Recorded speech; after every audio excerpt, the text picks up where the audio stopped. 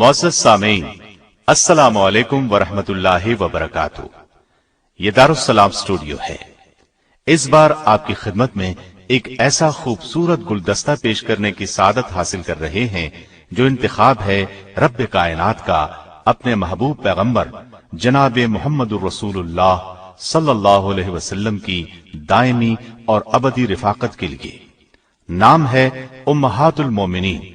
جی ہاں، بہت اہم موضوع ہے، بلکہ اہم ترین کہنا مناسب ہوگا، اس لیے کہ اس میں جہاں آپ نبی کریم صلی اللہ علیہ وسلم کی ازواج مطہرات کے حالات، واقعات اور فضائل و مناقب سنیں گے، وہاں اس موضوع کے بارے میں پھیلائے ہوئے بغض و عداوت پر مبنی شکوک و شبہات کا ازالہ بھی ملاحظہ فرمائیں گے۔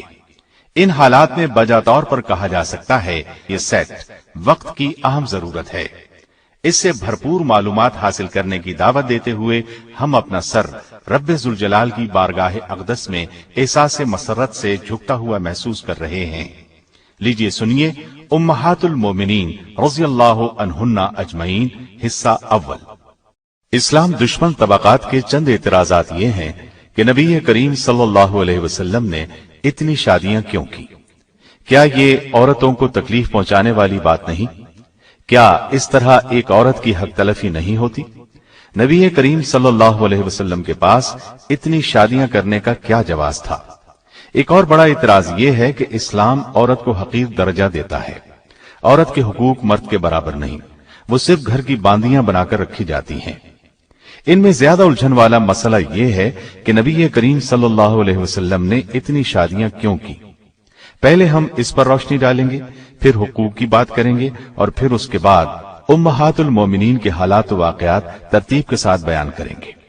اللہ تعالی کا فرمان ہے، لَقَدْ كَانَ لَكُمْ فِي رَسُولِ اللَّهِ أُسْوَةٌ حَسَنَةٌ۔ بے شک تمہارے لیے رسول اللہ صلی اللہ علیہ وسلم کی ذات میں بہترین نمونہ ہے۔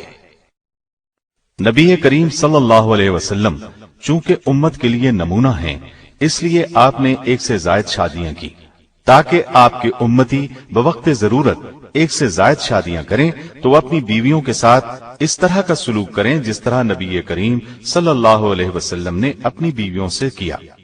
اب اگر آپ پوری زندگی میں صرف ایک شادی فرماتے تو اس صورت میں یہ نمونہ تو پیش نہ کر سکتے۔ آپ نے سیدہ خدیجہ سے شادی کی تو ان کے انتقال تک دوسری شادی نہیں کی۔ یہ ان لوگوں کے لیے نمونہ ہے جن کی صرف ایک بیوی ہو۔ اب آگے چلیے، نبی کریم صلی اللہ علیہ وسلم کی حیات طیبہ کے بھی ایک عام انسان کی طرح دو پہلو تھے، ایک بیرون خانہ زندگی، دوسرے اندرون خانہ زندگی۔ اندرون خانہ زندگی کو آپ خانگی زندگی کہہ لیں۔ اب خانگی زندگی کے پہلوؤں کو آپ کی ازواج مطہرات ہی دنیا پر پیش کر سکتی ہیں۔ آپ نے جو 11 نکاح فرمائے، ان کی غرض و غایت یہی تھی کہ عورتوں کی ایک کثیر تعداد آپ کی خانگی زندگی کو پیش کر سکے۔ شوہر کے رازوں سے جس قدر اس کی بیوی واقف ہو سکتی ہے، اتنا کوئی دوسرا ہو ہی نہیں سکتا۔ اب نبی کریم صلی اللہ علیہ وسلم کی اندرون خانہ زندگی کو صرف ایک عورت بیان کرتی تو وہ شاید دنیا والوں کی نگاہ میں اس قدر یقینی بات نہ ہوتی، لیکن جب 11 عورتوں کی ایک جماعت نے آپ کی خانگی زندگی کو لوگوں کے سامنے پیش کیا تو آپ کے وہ حالات پورے وثوق کے ساتھ دنیا کے سامنے آئے جن پر یقین کیے بغیر چارہ نہ تھا۔ اس کے علاوہ اس میں خاص پہلو یہ ہے کہ شریعت کے بہت سے احکام صرف عورتوں کے لیے خاص ہیں۔ عورتیں مردوں سے بیان کرنے میں شرم محسوس کرتی ہیں۔ اس قسم کے مسائل بھی انہی ازواج مطہرات کے ذریعے سے بیان کیے گئے ہیں۔ علاوہ ازیں نبی کریم صلی اللہ علیہ وسلم کے متعدد نکاح کرنے کی ایک وجہ عورت کے مقام اور درجے کو دنیا میں اجاگر کرنا ہے۔ اسلام سے پہلے معاشرے میں عورت کا کوئی مقام نہیں تھا، لیکن نبی کریم صلی اللہ علیہ وسلم نے بتا دیا کہ عورت کا اسلام میں وہی درجہ ہے جو مرد کا ہے۔ حیثیت، حقوق اور آخرت کے انعامات کے لحاظ سے دونوں میں کوئی فرق نہیں۔ البتہ اسلام کے نزدیک ایک مرد مرد ہے اور عورت عورت۔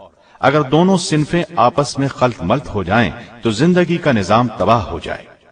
مرد اور عورت ایک دوسرے کی کاپی نہیں بلکہ ایک دوسرے کی تکمیل کرتے ہیں، لہٰذا یہ کہنا غلط ہے کہ اسلام نے عورت کو حقوق نہیں دیے یا انہیں گھر کی لونڈی بنا دیا ہے۔ اسلام نے عورت کو عملی میدان میں آنے سے روکا نہیں بلکہ اس کی اجازت دی ہے، لیکن اس طرح سے کہ جس سے خانگی زندگی خراب نہ ہو۔ مدینہ طیبہ میں عورتیں صرف گھر ہی کا نہیں باہر کا کام بھی کرتی تھیں۔ مرد تو زیادہ تر جہاد اور تبلیغ میں مصروف رہتے تھے، عورتوں نے گھر کے کاروبار کو سنبھال لیا تھا، یہاں تک کہ زراعت، باغبانی اور جانوروں کی دیکھ بھال بھی کرتی تھی۔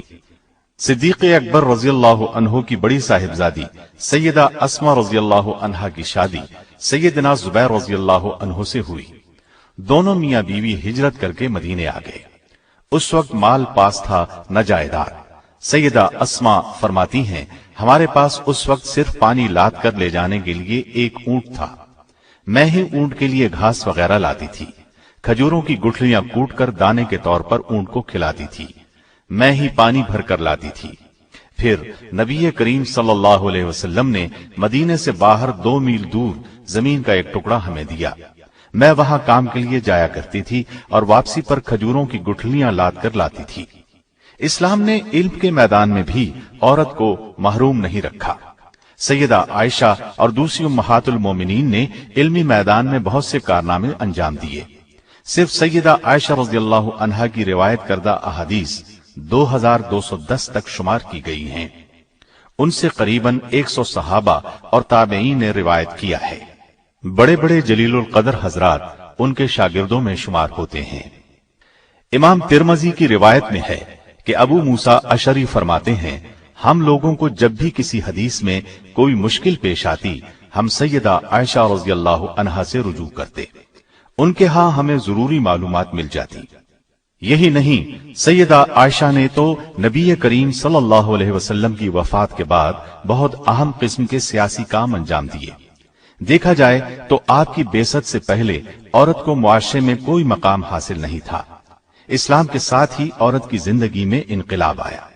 نبی کریم صلی اللہ علیہ وسلم نے 11 میں سے صرف ایک کنواری خاتون سے شادی کی، باقی سب بیوائیں تھیں، جبکہ ایک طلاق یافتہ بھی تھی، اور ان میں زیادہ تر عمر رسیدہ تھی۔ ثابت ہوا یہ کوئی خواہشات نفسانی کا معاملہ نہیں تھا۔ آپ کے پاس مال و دولت بھی نہیں تھا، ایک ماہ تو آپ کے گھروں میں چولہا تک نہیں جلتا تھا۔ اس قدر تعداد میں شادیاں کرنے کا ایک عظیم مقصد قبائلی عداوتوں کو محبت میں تبدیل کرنا تھا۔ ان وضاحتوں کے بعد آپ اچھی طرح جان چکے ہوں گے کہ یہ تمام اعتراضات گھٹیا سوچ کی پیداوار کے سوا کچھ بھی نہیں۔ اب ہم آپ کو ایک ترتیب سے امہات المومنین کے حالات، واقعات اور کارہائے نمایاں سنائیں گے۔ اللہ تعالی کا فرمان ہے، نبی کا حق مومنوں پر خود ان کے اپنے نفس سے بھی زیادہ ہے، اور پیغمبر کی بیویاں مومنوں کی مائیں ہیں، اور رشتہ دار کتاب اللہ کی روح سے بنسبت دوسرے مومنوں اور مہاجروں کے آپس میں زیادہ حقدار ہیں، ہاں مگر یہ کہ تم اپنے دوستوں کے ساتھ حسن سلوک کرنا چاہو، یہ حکم کتاب الہی میں لکھا ہوا ہے۔ نبی کریم صلی اللہ علیہ وسلم نے جن عورتوں سے نکاح کیا انہیں اپنی مرضی سے بیویاں نہیں بنایا، بلکہ اللہ تعالیٰ کے حکم سے آپ نے ان سے نکاح کیا، چنانچہ آپ کی تمام بیویاں جنتی ہیں۔ یہ بات مستدرک حاکم کی ایک حدیث سے بھی ثابت ہے۔ ابن ابی اوفا رضی اللہ عنہ سے روایت ہے کہ رسول اللہ صلی اللہ علیہ وسلم نے فرمایا، میں نے اللہ جل شانہ سے سوال کیا ہے کہ میں اپنی امت میں سے جس سے نکاح کروں یا جسے میں اپنی بیٹی دوں وہ میرے ساتھ جنت میں ہو، پس اللہ تعالیٰ نے میرے سوال کو قبولیت بخشی۔ اس مضمون کی اور بھی احادیث موجود ہیں۔ ایک قول کے مطابق آپ کی ازواج مطہرات کی تعداد 15 ہے۔ 11 بیویاں بیک وقت آپ کے نکاح میں رہیں۔ جب آپ نے انتقال فرمایا اس وقت 9 زندہ تھیں۔ اس قول کی تائید علامہ ابن کثیر نے البدایہ والنہایہ کی جلد 5 صفحہ 255 پر کی ہے۔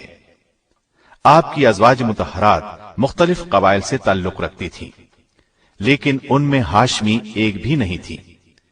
ان نکاحوں کی ترتیب میں قدر اختلاف پایا جاتا ہے۔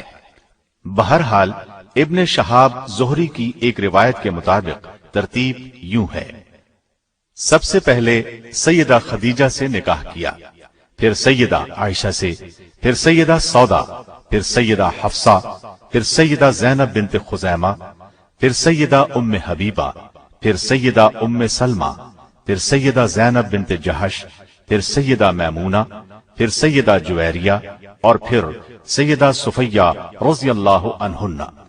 اس ترتیب میں اختلاف معمولی بات ہے۔ حق مہر میں بھی اختلاف پایا جاتا ہے، لیکن زیادہ تر روایات میں حق مہر کی رقم 400 سے 500 درہم تک کی ہے۔